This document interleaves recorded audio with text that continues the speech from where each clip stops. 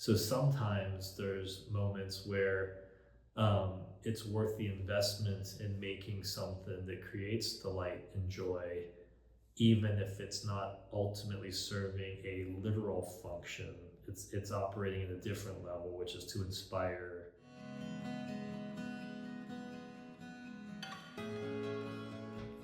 Hello, I'm Brad Tomecek, principal and owner of Tomecek Studio Architecture here in Denver, Colorado.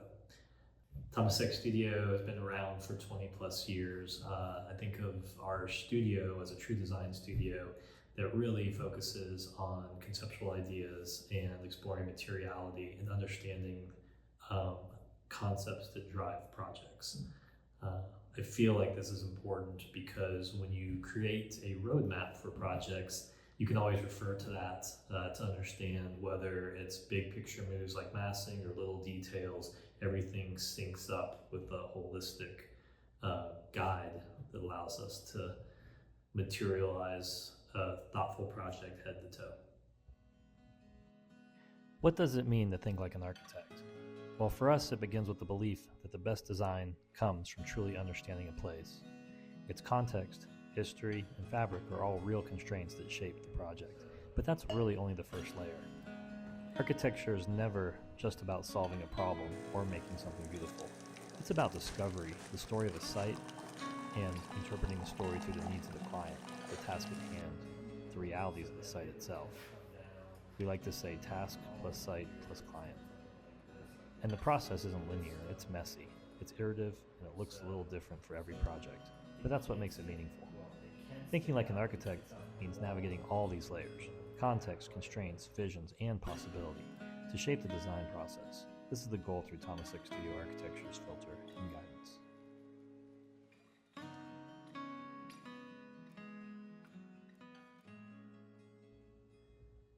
I think one of the first things that is critical to understand is the site that you're building.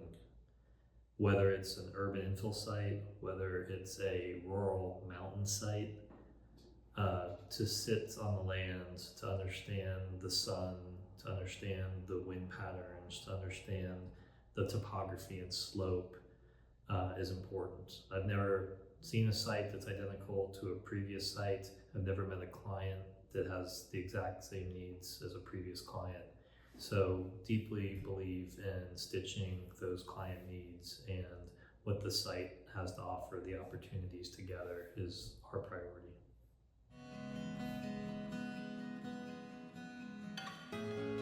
I think part of understanding a site is spending time on site. So we call that a site visit, but the reality is that we're spending time walking the site, feeling it, feeling the slope, trying to understand the vegetation. There's sometimes sites are open, sometimes they're obscured with vegetation and places you can't get to easily. Sometimes elevations across the site can allow you to see different vantage points and reveal different things, be it in the distance or further down valley, especially up in the mountains. We start with making a mental mapping of what are the characteristics of all these areas. We start looking at ideas of how does one enter the site in procession to maybe a potential build site. Sometimes sites, it's very clear where something wants to be. Other times there's options and opportunities that yield different pros and cons. So I think walking the site with our clients, mapping out what these different areas are, and that's again very different from an urban site setting where we might have a 2,500 square foot site to sites where we have hundreds of acres. And I mean, those site visits can be rather lengthy in time. And then there's understandings of constraints. You might have a site that has a lot of acreage and decide I really want to be on this overlook or this cliff or this really unique stream. However, that could be not miles, but that could be very deep into the site. Then you have to start asking questions. What about utilities? Where's power? Where's sewer? Where's water? In some of these remote sites, you're talking septic and water like as a well, but still there's power. And the further into a site you go, the more costly it is to run utilities. So it's always understanding a balance. It's about what's ideal. It's about what things cost. And it's through those discussions that unfold, kind of looking at the pros and cons, that you start to understand where is the sweet spot. Where am I getting the most value from an environment perspective on that site? Where do I want to be most of the time? Versus what does that potentially cost? And in all cases, it's different. Sometimes the utility costs aren't a factor. Sometimes they're everything. So it's trying to understand how we tailor that solution together for our clients. I think there's a fine line. It's razor thin sometimes, trying to be as creative as possible and understanding financial constraints, budget. It's important.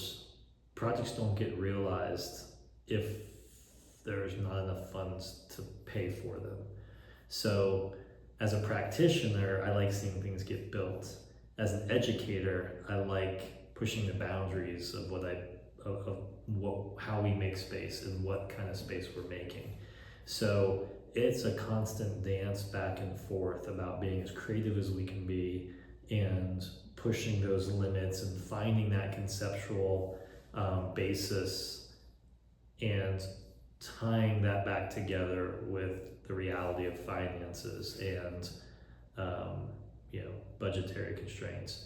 Some of our best projects have had budget constraints, and it forces us to be creative within that realm.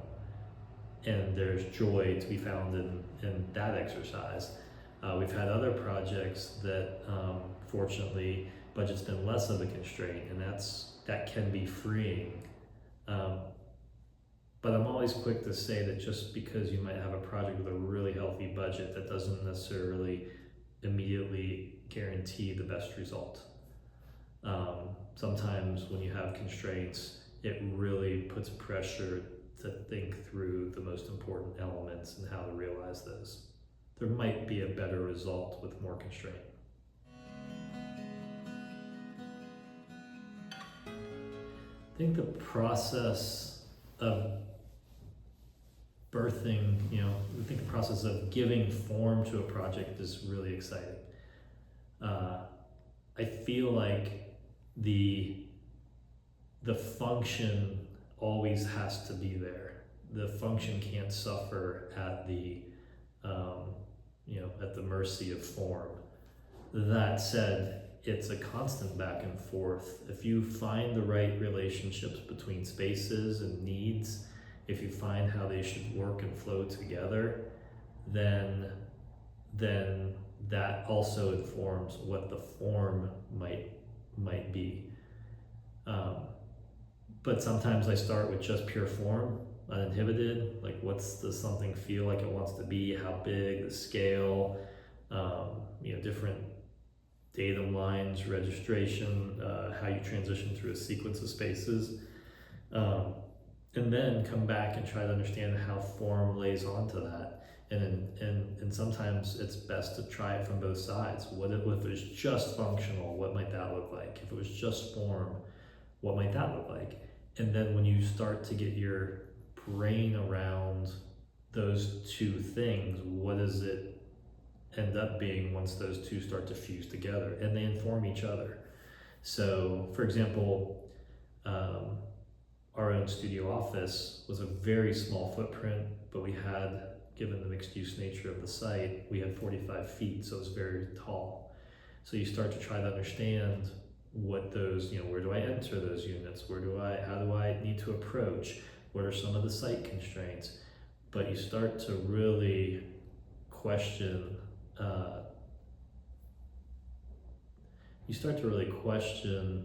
are we getting the space we need? Is it going to work the way we envision it working? But does it ultimately function the way we want it to function?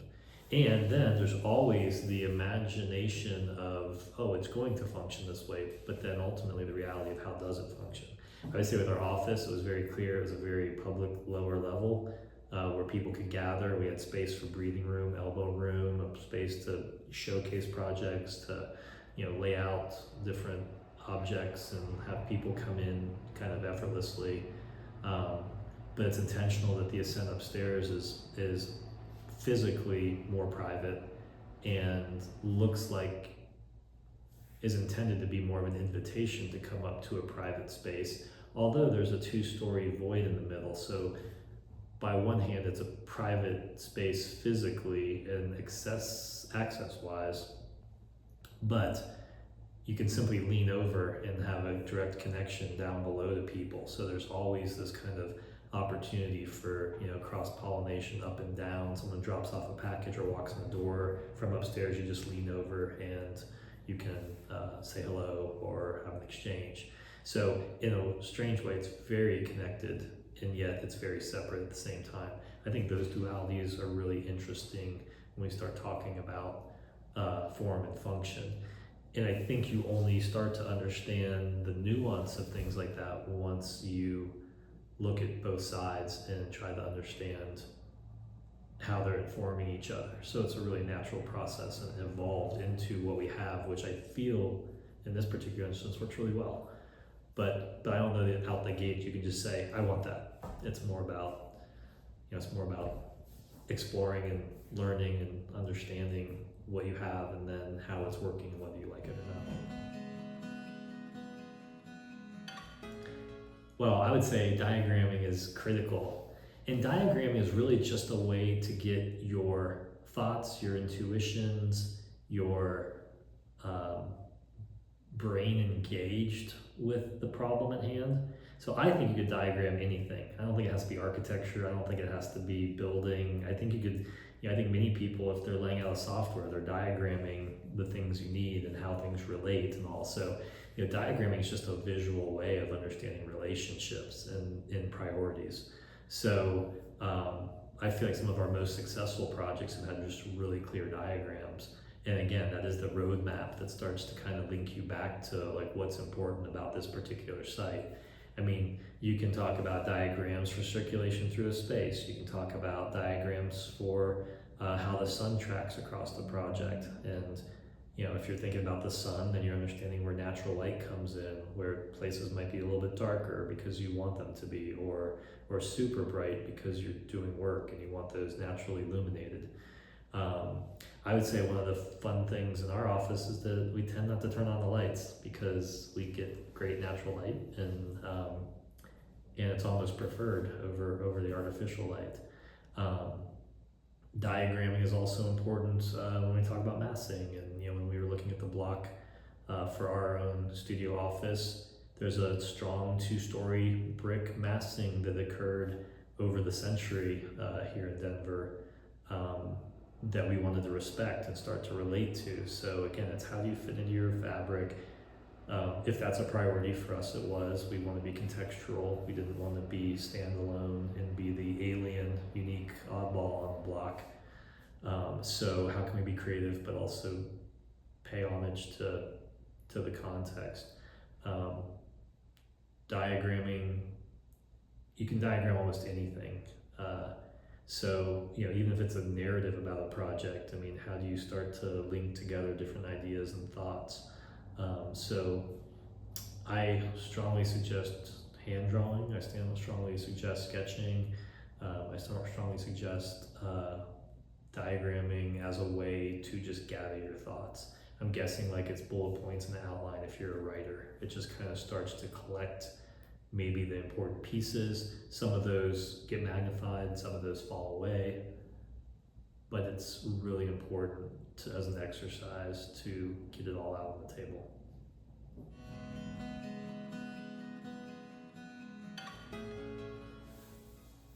I think I've thought about architecture as the importance of architecture differently throughout. It's always changing throughout my career. I think architecture always has a story to tell, or at least that's the goal, is to uncover that story that might be unique to the site or to the person, client that's creating something. And our clients really are enablers. I mean, when we get a phone call and someone says they want us to do something, they're enabling us to, unleash our creative energies and approaches to projects. So a lot of our projects do tell stories, and I find those really compelling. They tend to be more poetic. They tend to be more about connecting to place and maybe making visible an underlining theme or observation that is less obvious to a viewer, to an occupant that might be using the space. Sometimes it has more to do with form and solids and voids and relief and circulation and flow. Flow, I think, is a really important piece of all projects. How effortlessly can you move through space and know when you're transitioning from one space to another. I definitely think of architecture as solving a problem, whether it's a real problem, a real function, a real instance that you can make better. I believe that for much of our projects. But sometimes I think we might be problem solving for a project in a much more artistic manner. So the arts,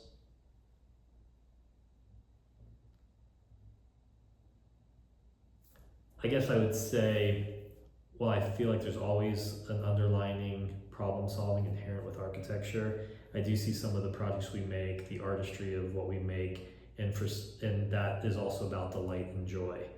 So sometimes there's moments where it's worth the investment in making something that creates delight and joy, even if it's not ultimately serving a literal function.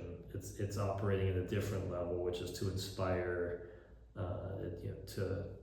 to bring feelings of, to make memories of places. So function can be typically it's defined as solving a problem, but sometimes I think we're making things to create a destination or place. I don't know if I like that last part of it. I think what architecture has taught me about myself as a person, as a designer, I do like to collect things, and what I mean by that is I like order, I like clarity, and yet that doesn't mean rigid. I like fluidity. I like the artisan nature of things. But even in making art, as messy as a process as that can be, there's still, I think, a control to make sure that it's curated, to make sure that it's presented in the appropriate way. So I love the idea of making. This is a simple verb, whether that's drawing or sculpting or gluing or collaging, or, I love watching people make. I think it's one of the most fundamental things you can do as a person. So, thinking like an architect means recognizing that every project is an ongoing conversation between architecture, process, and art. Architecture grounds us in the realities of site, constraints, and people. These conversations shape our relationships and drive the design. Process pushes us to explore, question, and evolve with the project. The more intentional we are with the process, the stronger the design becomes. And art reminds us that beyond solving problems, we're shaping experiences. The thoughtful, collaborative, and lasting creation of architecture has the ability to impact the quality of life for those who use it.